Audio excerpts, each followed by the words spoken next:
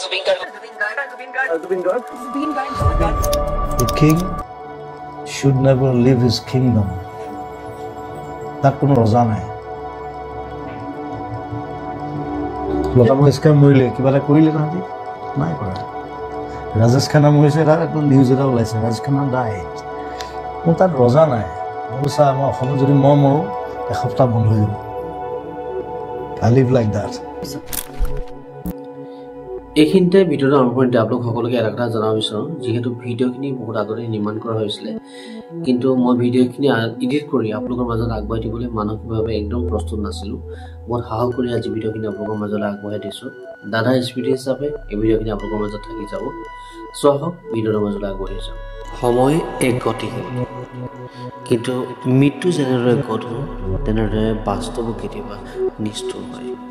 আমি গ্ৰহণ কৰিব নোৱাৰোঁ এই বাস্তৱ, এই সত্যতা। দুখ কি বস্তু অসমৰ প্ৰত্যেকজন মানুহক সুধিলে আপোনাক ক'ব 19 ছেপ্টেম্বৰ সেই বিশেষ দিনটো।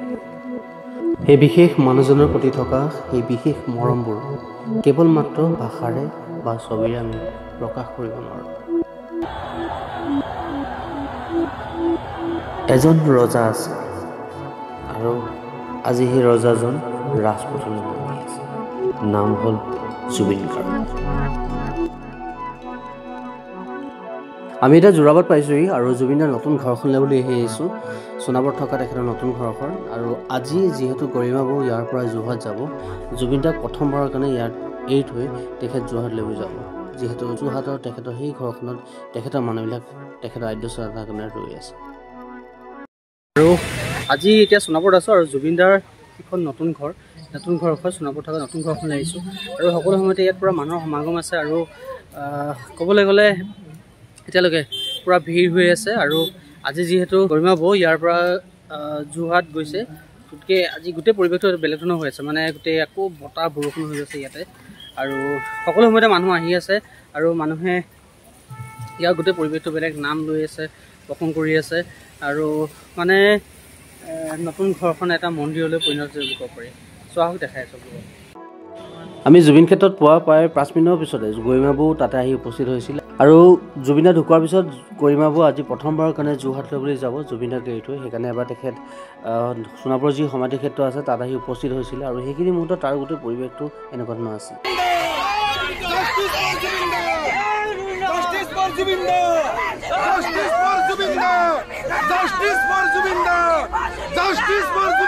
আৰু গৰিমা বৌ জুবিন ক্ষেত্ৰত উপস্থিত হোৱাৰ মুহূৰ্তত এটা বিশেষ পৰিৱৰ্তন দেখিবলৈ পোৱা গৈছিল, আৰু সেইটো হ'ল বতৰৰ। অৰ্থাৎ মানে নাজানো এজাক বতাহ আহিলে আৰু গোটেইবিলাক ধূসলি কলি হৈ গোটেইবিলাক অন্ধকাৰ হৈ পৰিলে। হয়তো দাদাইও আজি হয়তো বিচৰা নাছিল তেখেতক এৰি থৈ গৰিমা বৌ যোৰহাটলৈ বুলি যাওক।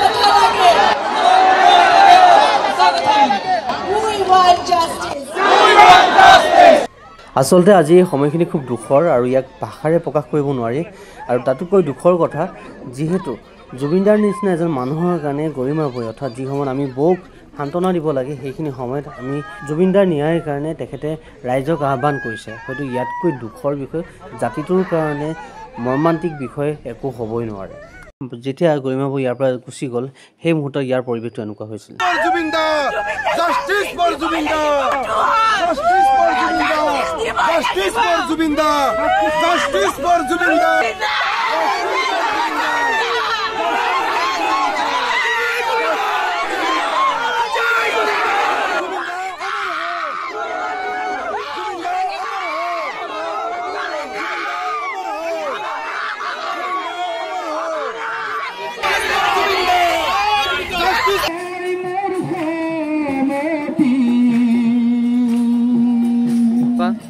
গৰিমা বৌ ইয়াৰ পৰা যোৰহাট গৈছে গতিকে আজি গোটেই পৰিৱেশটো বেলেগ ধৰণৰ হৈ আছে মানে গোটেই আকৌ বতাহ বৰষুণ হৈ আছে ইয়াতে আৰু সকলো সময়তে মানুহ আহি আছে আৰু মানুহে ইয়াৰ গোটেই পৰিৱেশটো বেলেগ নাম লৈ আছে প্ৰসংগ কৰি আছে আৰু মানে নতুন ঘৰখন এটা মন্দিৰলৈ পৰিণত কৰিব পাৰি চোৱাহক দেখাই আছোঁ